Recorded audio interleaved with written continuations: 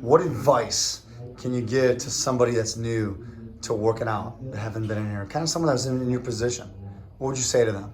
I would say don't give up. You're not going to be able to do as much as somebody else that's been here longer than you right now. You will get there.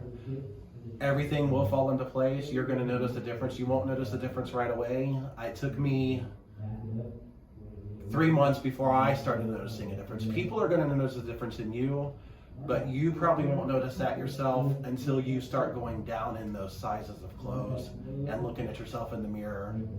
Because you see yourself every day, so of course you are not going to see that change right away.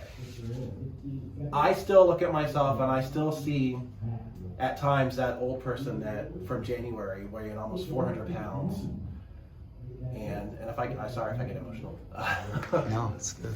I still see myself weighing that 400 pounds, almost 400 pounds, feeling like I really couldn't do it, couldn't make that change. But I have a support system at home, I have a support system at the gym. Don't give up, keep coming. You don't have to come every day like I did, but you have to set a goal for yourself. To do it, you have to make yourself want to do it. You have to make yourself come to the gym, but don't give up. That's the best advice I can give is don't give up. Absolutely.